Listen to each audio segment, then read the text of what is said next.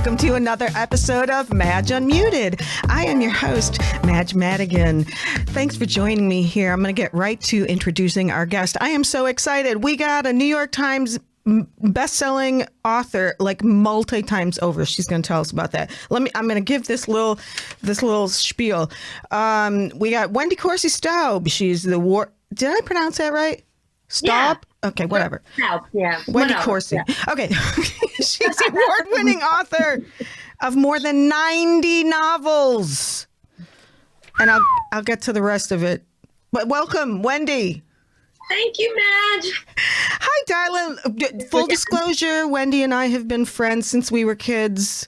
Yeah, I pulled out the old yearbook. I was leaping through it while I was waiting. I almost did that too. Many decades, grew up in the town of Dunkirk, New York, where that's a theme running here. I have a lot of those people. Dunkirk should have its own show. It should have its own show. I should. There's a lot of interesting people. But let me run through your credentials here, and you can correct them if they're wrong. Okay, so you're best known for the single title psychological suspense novels. And you write those in your own name, but then you write, what do you got? Women's fiction under Wendy Markham. And then you also write young adult. No, you did. I did. You did. I did. Okay. I haven't. Yeah. But you've appeared on all kinds of bestseller lists from USA Today, Amazon, Barnes & Noble, and BookScan. So how do you like that?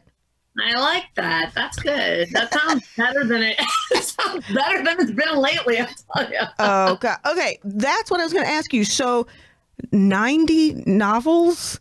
I mean, is that every, or just the thriller or suspense, whatever? No, that's all up.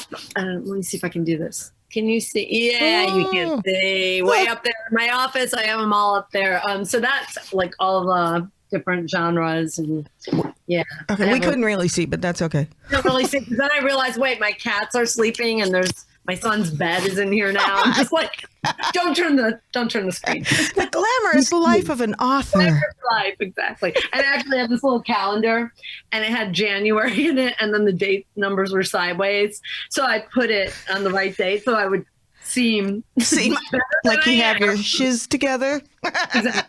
Exactly. Look at all that fancy life in Westchester County there.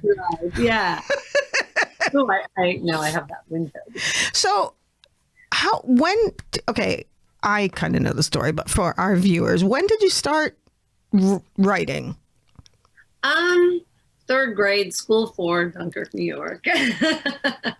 That's when I thought I should submit my Abraham Lincoln essay to McCall's and Ladies' Home Journal magazines. And Ladies' Home Journal?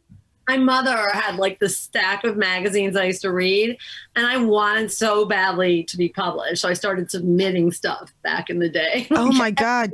You didn't hit Reader's Digest? I heard that was a... I highlight. I have a rejection letter. It's dear, 8-year-old. Yeah, really. Abraham Lincoln cannot be published in our. Oh my God! All right, so let's jump ahead then to okay. So you went to college for writing. Yeah, I went to Fairness Day. I was the high school person who did yearbook and newspaper and all that. And then I went to college. I didn't want to go to college. I just wanted to move to New York because I thought that's where writers should go. And so I just wanted to get out of high school, go to New York, become a famous author. That's how I thought it worked. And my parents made me go to college. So mine too. Yeah, right. I was whatever. I was annoyed at the time, but it was a really good thing to do. And I spent 4 years growing up and got my degree in English. And then I went to New York the next day. So, okay, because, I barely know a person that doesn't have a fantasy about being an author. And I'm a writer. I self-published 2 books, but that's not a big deal because anybody can do that now.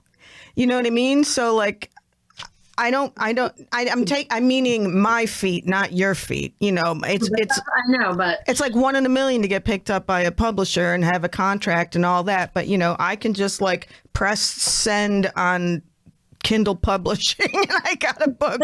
So anyway, how and when did you get your first, like, however you do it, your thing picked up or your book picked up? I was, so I sold a poem to 17 magazine for $15 when I was in college. Really? In college, yeah. And it was, they sent me a check for $15 and I cashed it and bought beer at BJ's for, round on me on nickel draft night. Right. Best wings in the universe, BJ's, Fredonia, New York.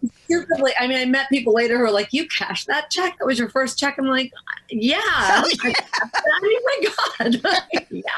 I bought about 5 pitchers back then. I did, on wings. But anyway, yeah, that was the first thing I published. And then I worked in a bookstore in the Book Nook in our hometown. I worked at Chautauqua Bookstore too. And I just sort of tried to learn the business so that I could go to New York and get into publishing and figure out how it worked on that side. So I moved to New York. I became an editor, like an assistant editor, Harlequin Romances, Harlequin Silhouette. I was acquiring women's romance and I was submitting under a fake name to my company and everybody else. I rented a PO box, and I just started sending out manuscripts. I was writing all the time, the whole.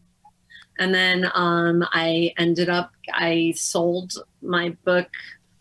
It was a YA novel, and I had gone on a job interview because I really wanted to edit YA. I always liked YA, and I wanted to write it. Young adult.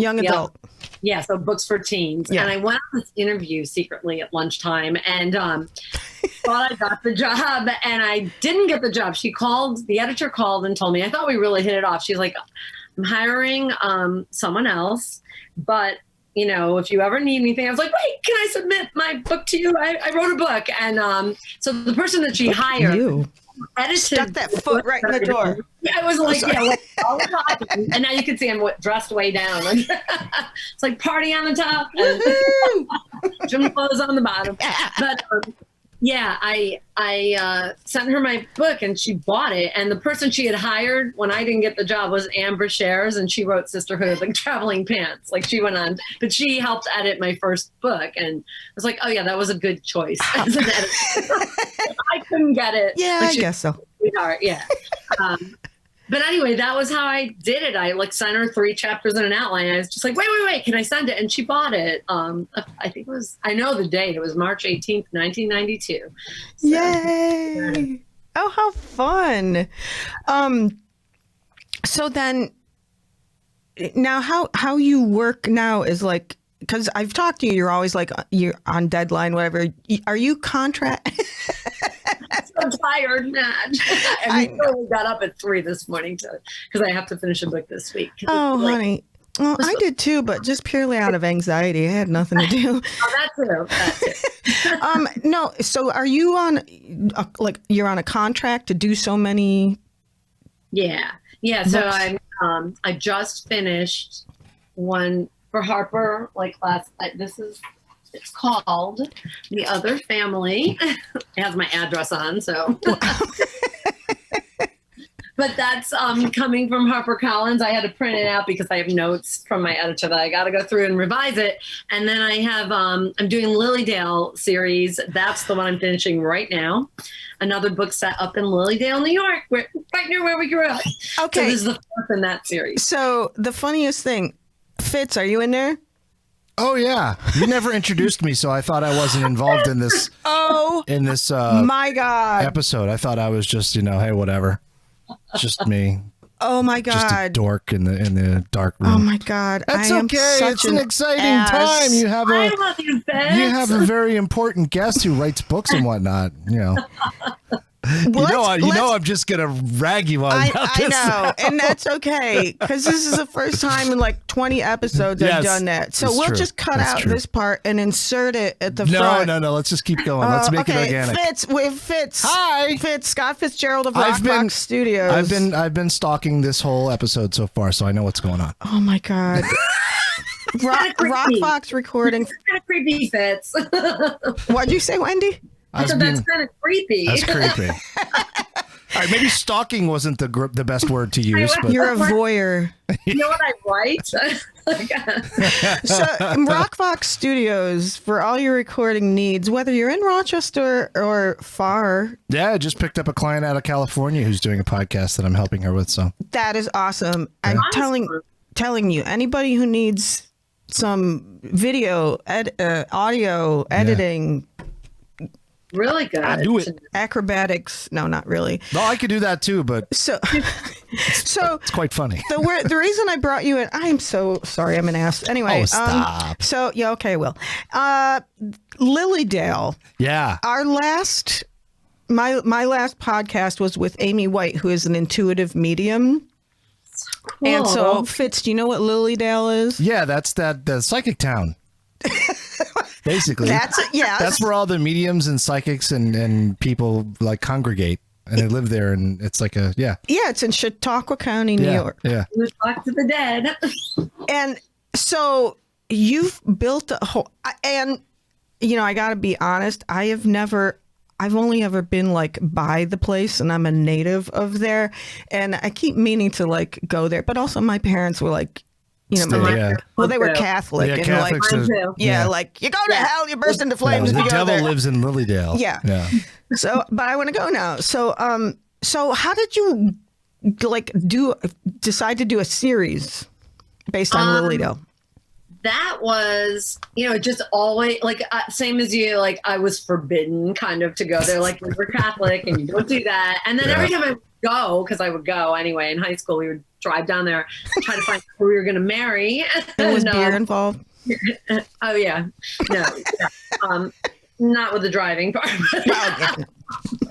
After we got there, no, but I was always fascinated because you weren't supposed to do it. And as soon as I would come back and then confess that I had gone, because I couldn't wait to tell my family, like, oh my God, you wouldn't believe who came through. My grandmother was always like, did you hear from my mother? And she was such a good Catholic, but I later found out, she was, maybe psychic is the wrong word, but there's like, intuition. Yeah. Yeah, and that runs really strongly through that branch of the family. I'm going to change this podcast to Madge's Psychic Friends. No, I'm ready. I didn't see that coming. Moving back. Sorry. What, Wendy? Your grandmother? Yeah, so it was just, I always thought it'd be a good place to set a book because it's such a cool place, a town filled with people who can talk to the dead. Well, also, it has such an interesting backstory.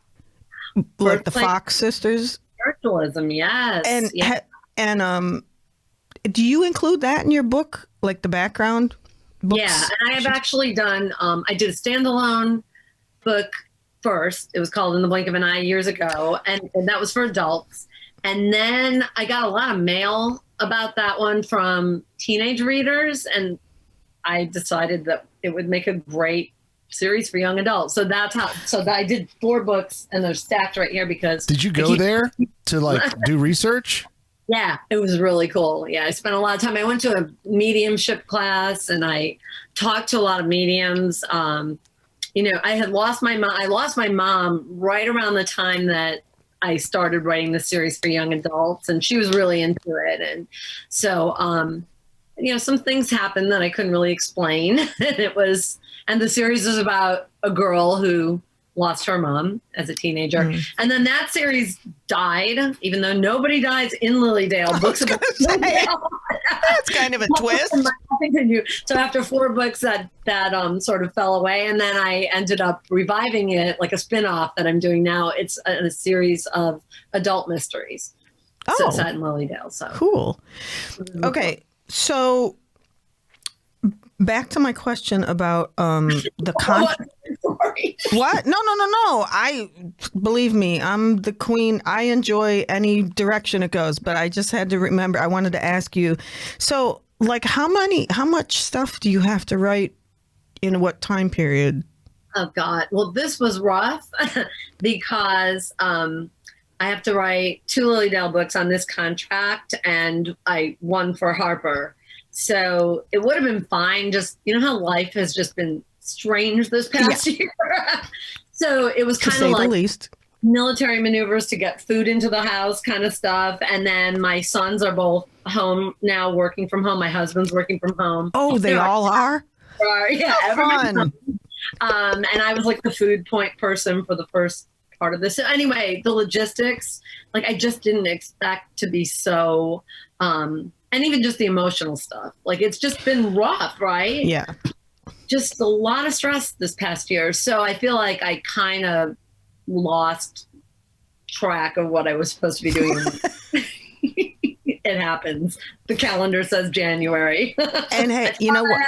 Time. I have just, that has been kind of not a good thing, but I don't know. You have a silver lining that COVID has been a great excuse for anything that goes wrong. You know, True. like I'm late. Sorry, COVID.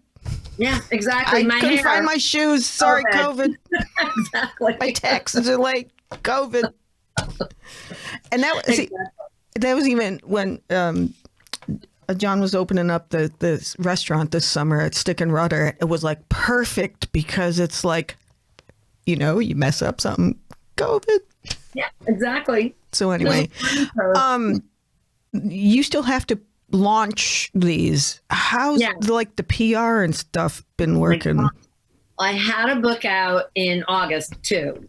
So in the middle of all this sort of writing, Madge podcast just popped up on my remote screen. You're a little late. How handy. So yeah. What were we saying? Doing press. press. No event. It was all so a lot of Zoom, but it was time consuming. I felt like there was a lot more. Like it's one thing to get on a plane and fly somewhere and go to a signing and then come home, but there was so much extra this time. It was like writing. You did a lot of like writing a blog for somebody's blog, and so it just was time consuming. Do you think after this is over that it's gonna some of that stuff might stay? Zoom or? I was talking about this with one of my friends, who's an author, and yeah, I would be surprised if publishers do full-blown book tours for most authors, at least in the immediate future. Like I don't expect to be toured for these books that are coming out this summer because, you know, I don't know. I just think it's going to take a while to come back. Oh, another COVID related question: book sales. Has there been any change? That's a really good question. More people are at home. You know what? I think it's kind of holding steady. Oh, okay. I don't know how the last one did. It was August. I guess I should be finding out soon. That's probably a really good question. We're always like, there's a big lag time there. Mm-hmm. But yeah, I think pretty steadily sales are. So yeah, you would think people would take an opportunity to read, but no, they went to Netflix. Well, a lot of people, including me, went to Netflix. But the interesting thing is, I think a lot of people needed that escape. And I think online bookstores, you know, I just miss browsing for a book. So I think discoverability is an issue now. Like you're not going to be stumbled across by somebody in an airport as easily. True. Thumbing through your iPhone.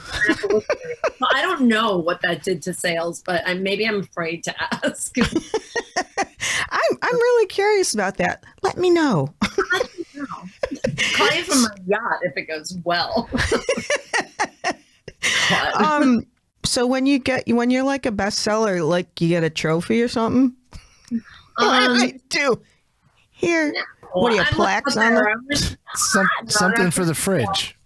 Little certificate for the fridge. New York Times thing. Certificate for the fridge. You get a star? No, you do get you get a certificate or a plaque or not like you get to see your name on the New York Times list, and that is better than a plaque. It's good, but that's I mean, you don't get. I mean, there's one thing that you could do. I did this because I was in the city newspaper here in Rochester. They did this best of Rochester thing every year. Yeah. And 3 years in a row, I was best filmmaker. Ooh. It's Okay. It's purely how many people you can get to click your name. It has nothing to do with what you've done. I've just got to put that out there. But you don't get anything for that either. But there's a company where you can go, and if you tell them you're in the paper, they get it and they make a nice plaque out of it, and they put it, and you can put it on the wall. So I did that for my ex-husband like 30 years ago. when he got arrested. I was going to say, or to your ex-husband. Oh, if Sorry. I wasn't laughing, I'd be crying. Sorry. Anyway, no, he was a hockey coach for the junior team in town, and they did a whole big article on him, and I put the whole thing on a plaque. Yeah, because that's something you would do because you're nice like that. I am. Yeah. And then I get walked all over. Exactly. Not doing that anymore. So, Wendy, I'm going to make you a certificate. I'll take it. I'll put it right up there with the books and the cats. It's going to be in crayon, but that. Sign it. It's thank you. Okay. Anyway, that was my really important question. That was a good one. there And any- no one's ever asked that before, actually. What'd you say? Nobody has ever asked me that before. I love it when there's a question I've never heard before. But then my mind goes like, should I be coming up with a clever answer? I'm so tired. No, you like me. Like I'll give an answer, and then at 3:00 this morning, I'll be like, Sad. "Oh my god, that would have been so funny!" No, that happens all the time. I'm so funny at 3:00 in the morning to myself. Write it down. I know.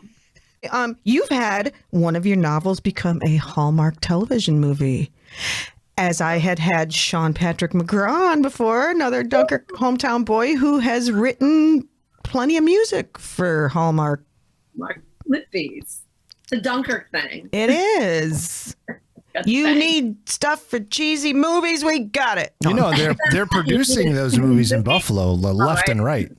Really? Yeah, there's a studio in Buffalo that's just cranking those Hallmark movies out.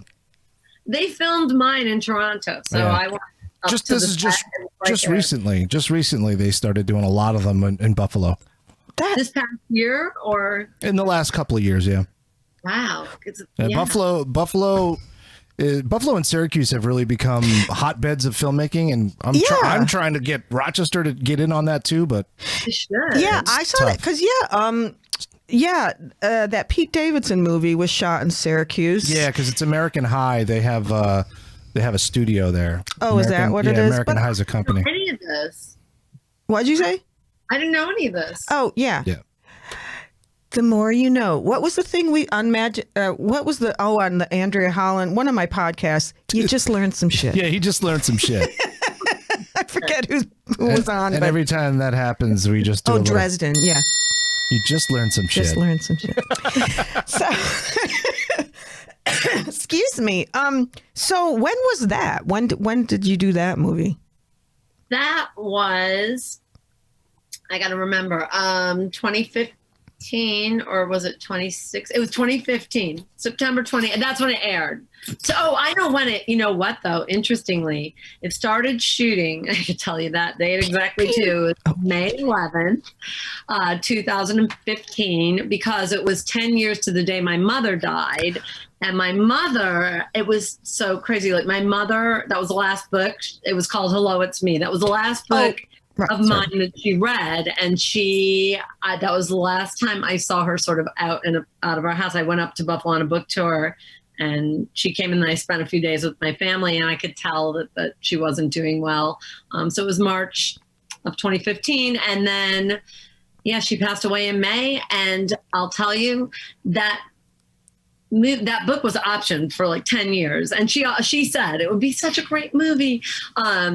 So when I found out that was the day it was going to start shooting, it was so, I just knew it was her. And when I got to the set, because I went up to the set on May 18th that year to watch the shooting. And it's the anniversary of the day I sold my first book. And I felt like all of this was kind of boom. Like it was just, I burst into tears when I got there. It was amazing.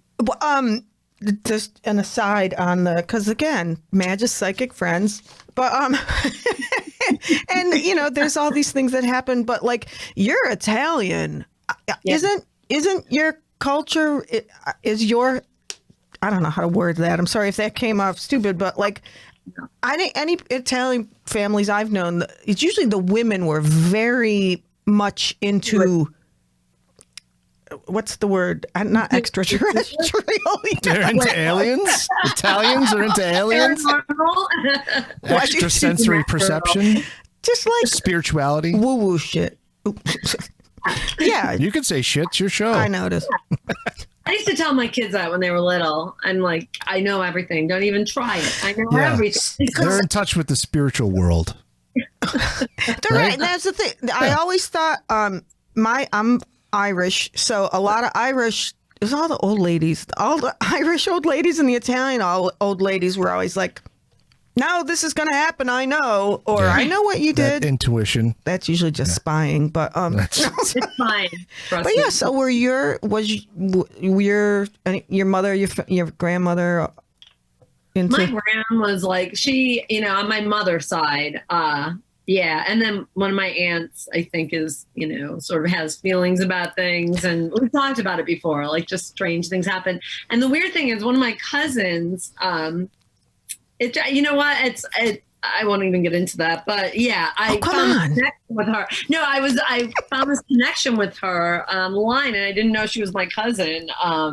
And we're connected through that same side of the family, same part of the family. So it's just, cool. Yeah. Your grandma always giving the horns? No, she was more of a lady, my grandma. Oh. Yeah, she wasn't one of those like, I'll pray for you. Yeah, more like that. Yeah. She had a rosary and she went to mass every day. Yeah, daily mass and confession. Yeah.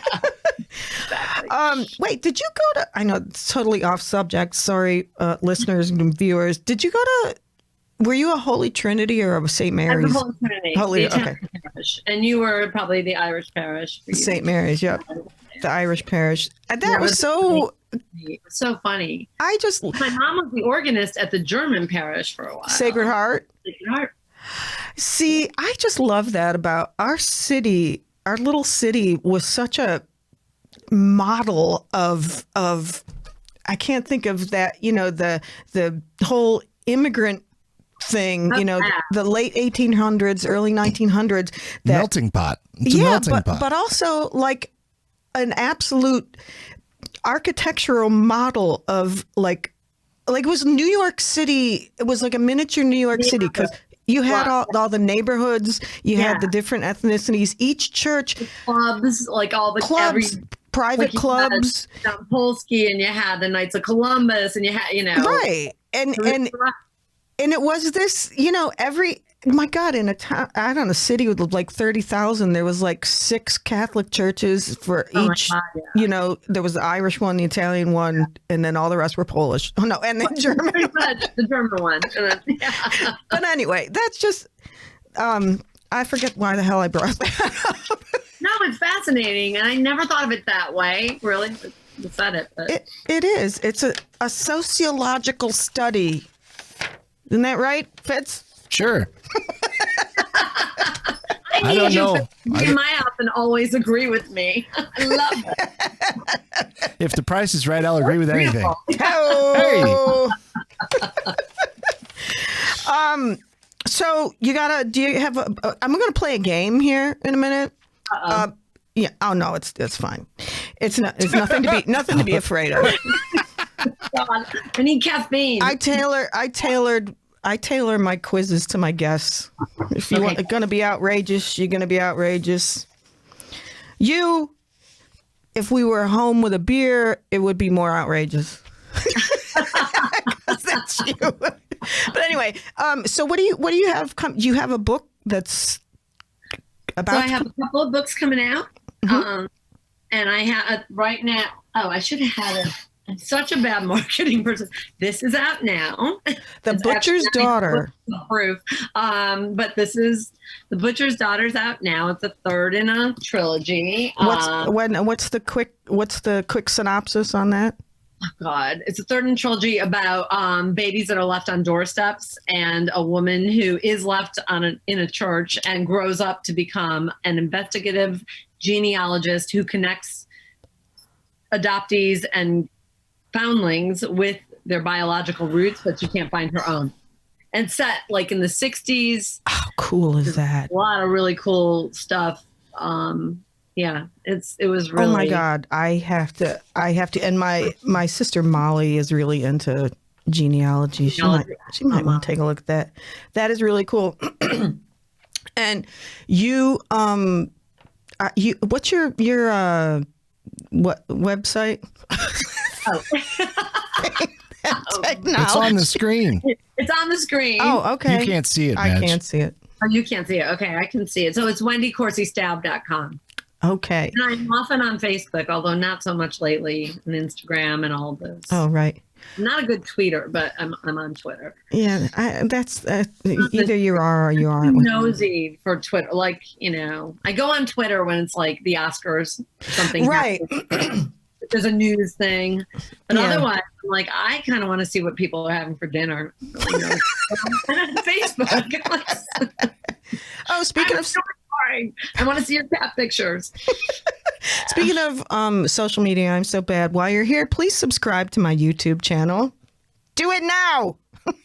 Me personally or everybody? Everybody, right? Everybody. Yeah, everybody. But you too. Yeah, but Fitz, are you subscribed? Of course. All right, we're going to get to our game. You ready? I'm ready. This is... I just love that. I just want a cigarette and a martini with that. Are you ready, girls? It's time for Madge's game. All right. Take it away, Madge. Thanks for coming. All right. Just a simple game of Would You Rather. Oh, fun. I'm going to start off relatively easy. Would you rather eat a cold hot dog, but cooked? So no. They come cooked. You can't buy raw hot Are they dogs. really? They're pre-cooked. They're pre-cooked. It's not like sausage. With bacteria, it's like Yeah, sans bacteria. Or not. Would you like to have a bacteria-laden hot dog for breakfast? You take your chances. Yes or no? No. Answer the question. no, whatever. I don't care what the other choice is. Would you like relish or COVID? Does Or the not relish COVID? have E. coli? With E. coli. That's what I was trying to say. Relish, ketchup, and E. coli. I don't relish E. Okay. coli. Oh, Lord Moving on. jeez.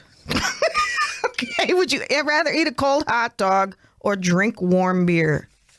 Oh, drink warm beer. Well, kind of stale warm beer. Still. With hot dogs in it. Oh, is it a hot August day or is it like now? Is it? Hey, what am I in the mood for? Am I in the mood for... What? Is I'm it a little- late in the evening and the wine is gone, or is it like? It's a hot day for the beer, and it's a cold day for the hot dog. So pretty much the worst possible situation Am I in hungry? each option. I cannot make this decision. How many smushed out cigarettes are in the bottom of the warm beer? Do we know where it's been the whole time? It's been warm. Like, Are we sure it's beer? You know, my father had. information. Sorry, just pick one. No, quick. My father had he used to tell a story about when he was in college at Penn State. He was in a fraternity, ATO, and when he was a pledge, like they had to clean up after and this is in the 40s when it was suit and tie and Right. they had to clean up afterwards, and he was a little drunky poo, and he was, as he was cleaning, picking up, half things, drink, and there was cigarettes. Oh yeah, no, yeah. So Like- hot dog. Cool story, Dad. Hot dogs. Okay. Oh, here's an interesting one. Not that last one wasn't, but would you rather have a best-selling book that's not that great, or a critically acclaimed book That nobody buys. Yeah, thanks for finishing that, Fitz. Hey, I finish your sentences, you finish mine. Finish mine. Right? Isn't that that's our Isn't chemistry? That chemistry, how it goes? Yeah. I was trying to finish your... Sorry. Okay, all right. I'll shut up. So you want a good book that sells or a bad book that doesn't sell? No, the other way around. Whatever. Oh man. are my bills paid? I mean, I'm like trying to think like who doesn't want critical acclaim, right? But Do you want to die a poor, respected artist, or do you want to die a rich, like nobody cares about? I guess I want respect, but I also don't want Okay, it Aretha. on the street. It's so I am such a bad But that's a legitimate question to ask a creative person, and it's a hard thing to answer. Yeah. Right. You know, like That's why I asked it. So I just produced a film, and we were trying to get the film sold, and I just found out that a small distribution company wants to pick it up and distribute the film. Yay. Just found out yesterday, Madge, by the way. I haven't told you. Yay! Oh, good. I know, because I was like, that doesn't sound like the last thing you told me, but okay. But it's not like, Lionsgate is picking it up and you're going to see it in every theater and stuff. It's a small company. You'll see it'll be on iTunes. It'll probably get on Hulu and stuff like that. And we're not going to make a ton of money. But, it's a resume builder. It's there. Yeah, absolutely. And it's satisfying, then, I mean, you don't want to be trashed and panned if it's, you know what I mean? Yeah. Like, question, you don't want to write a shit film that, Yeah. I mean, yeah. The reason I asked is there are people that are different that just want to crank out shit to make money. Swill, yeah. Yeah. I won't say that I'm not trying to make money either because it's my job. So if you were doing a job that you're not going to get paid for, but it's very rewarding, it's really unrealistic and impractical. It's kind of like, that's when you write in your spare time when you work full time somewhere else. Exactly. Or make a podcast in your spare time when you have to do other things for money. We won't go into what those are. Hey. Just kidding. Shake 'em, Madge. Shake 'em. That's such swanky music. Question number 3. Yes. Moving right along. Oh. Okay, back to the Italian thing. okay. By the way, I've always wanted to marry an Italian man. I love the Italian culture. You hear that, gentlemen? Start your engines. I know. Giuseppe. Gotta go to the Holy Trinity, Madge. Italian parish. Yeah, I think I know one Italian guy left in Dunkirk and he's married. Mike Porpiglia, hi. Mike Porpiglia. Porpiglia. I'm probably cousins with him. Probably. I'm cousins with every Irish kid in Dunkirk. Okay, Italian. So say you're at your Nona's house. Is that how you say it? Yeah, my great grandparents were Nono and Nona. Oh, okay. See, there you go. Italian for grandparent, mother, whatever. Yeah, mother, because Nona. So you're at Nona's house. Would you rather have to listen to Perry Cuomo all day or Luciano Pavarotti? Oh, Perry Cuomo. I love him. All day long. All day. Not to be confused with Perry Cuomo, which is a completely different star. And his brother. Star of the small screen. You Black might sheep of the family. Yeah, Fredo. it's like the Fredo. Yeah. Fredo Cuomo. See, which one? Although you got Andrew and Chris, which one is Sonny and which one is Fredo? Geez, that keeps Michael. shifting. It keeps shifting. Neither one of them is Michael, but they're vying for the Fredo. Andy thinks he's Michael. Yeah. And Chris, I think, has the temperament of Sonny. Yeah. But they're both Fredo. Exactly. As is Perry Cuomo. Yes. And Perry. They're black sheep brother. It's like the Andrews sisters. The Cuomos. Like the Gabor sisters. Yes. And full circle. Except there aren't as many. Did we mention that on the air, our conversation? I can't remember. I think it was before we started. We had a very in-depth conversation about Green Acres and whether it was Eva or Zsa Zsa Gabor. And it was Ava. It was Ava. And I pretty much am Ava. You are. I get allergic smelling hay. Okay. Hey. So so you decided on Perry. Yes, Perry. Of the famous Cuomo sisters. I like those crooners. It takes me right back to the. I do too. Being in car with my parents on a Sunday going for ice cream, and it's a happy thing. Yay. That is. I had to listen to big band music because my parents were of the World War II era. That's awesome, though. And but you know what's funny? My parents were into like when we were young, I thought it was the same damn thing. But now that I am older, like my mom was into like big band swing, and swing jitterbugging. And my father was into he was into orchestra music, like the beautiful music stuff. Guy Lombardo was my dad's favorite. Yeah. Oh, awesome! And and that's what I was named after. His favorite song was Guy Lombardo was "Peg in My Heart."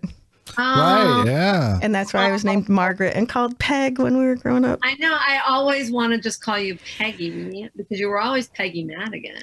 And that's okay. Now I'm like, call me whatever you remember, whatever chapter of my life you were in, call me that. Perry. Peggy. What'd you say? Perry. Now I'm Perry Cuomo. Named after Perry Cuomo. Your parents' favorite politician. Featuring him in the Guy Lombardo Orchestra. Okay.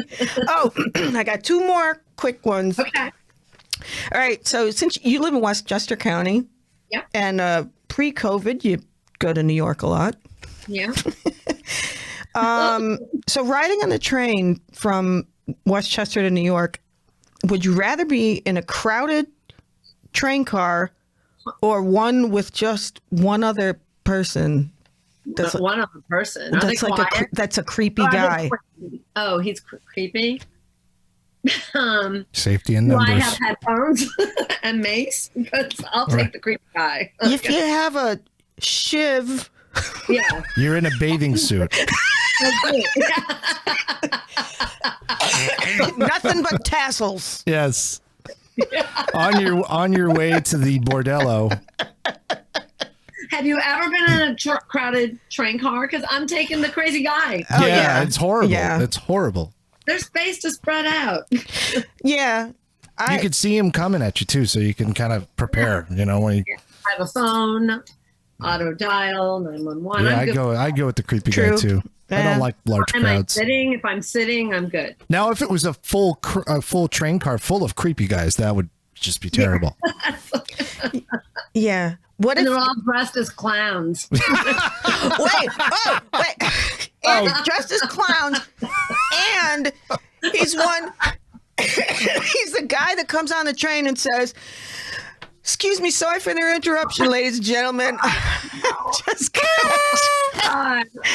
would like to perform now for you, and I'll gladly take donations." My drums. Oh no, I'll play the drums. Isn't that funny now? Like the beggars have now come up with a shtick and an announcement, a disclaimer. They're their own MC. They're their own MC. Good afternoon, ladies and gentlemen. Pardon for the interruption. Welcome to the A train, the express to Bronx. Anyway, okay, this one goes. Yeah, maybe a little bit. Okay, we're talking about crowds again. Okay. But yeah, what if that one guy, he was just a beggar and that was the only other guy? Yeah, no. You'd be like, get the hell away. No, I'd have to go in the crowded car. I don't know if they've used that. Changing my answer to the crowded car because this guy is just, it's terrible. Relentless. Yeah. Back to the crowd. Back to the crowd. Okay, so you mentioned this earlier and I'm glad. Say you're at BJ's. Yay. BJ's is a legendary bar in Fredonia, New York. It has been there. I thought you meant the wholesale food place. Oh, right. That is more my speed lately. Yeah, really. I forget that. I was like, are you out of 65 gallons of mayonnaise? And I am. I forget that. I have my boys home. Like, that's so funny. Whenever anybody ever mentions BJ's, first thing I think of is the bar in Fredonia. Yeah, where absolutely. the rest of the world is the wholesale place. It was the last bar I think I went to. Well, my last night in our hometown, Christmas 2019, to the 27th. BJ's was my last stop. Huh. closed it down with my son and came home, and then COVID. Wow. Oh my God. Okay. So say you're in BJ's, and BJ's is it reminds me of those New York City bars that they're all long, narrow and long rather than a big open space. So BJ's gets really crowded. So you're in BJ's at Closing. midnight, 1 a.m., maximum capacity. Would you rather be elbowed in the face or have beer spilled on you?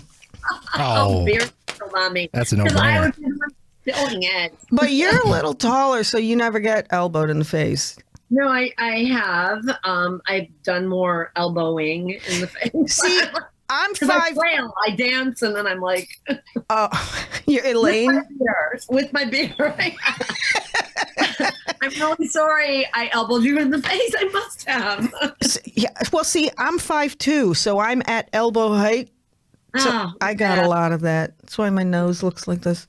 No, and I get a lot of beer spilled on me, elbows, and you know what? The other one, I get whacked with a purse a lot. Oh God, that was me too. Did I burn you with my cigarette in 1982? Yes, you did. Here's my scar. Put it out on my forehead, on the top of my head. And I was a smoker back then. We're in Sonny's dancing in New Order. Oh, that was The Cure. Oh my God. And that's all I got. Fitz, were you getting hit with purses No. for other reasons? No, for other what? Oh, yes, that's right. Before you met me, I was a very famous. No, I don't even know. He was the creepy guy on the train. I was the creepy guy on the train in the clown suit, listening to Perry Cuomo. in the clown suit. And on that note, Totes, what'd you say? totes, my goats. Exactly. I want to thank Wendy Corsi Staub so much for being with me today. So much fun. You're Wouldn't the it be best. amazing if we could be together in person. I know. We will be soon enough. I'm coming down there when I see my daughter in Stanford. And so you go to wendycorsistaub.com. Yep. Check out what she's got coming up. Yep. And all her social media, wendycorsistaub.com. Thank you, Fitz, for being with me today, as always. Rockfox Studios. My pleasure. Check them out, rockfox.com, for all your recording needs, near or far. Editing, whatever you need. And me, Madge Madigan. Please subscribe to my YouTube channel while you're here.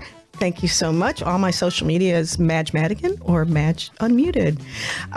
Again, thanks for joining us. And until next week, bye. Bye-bye. Bye. Thank you.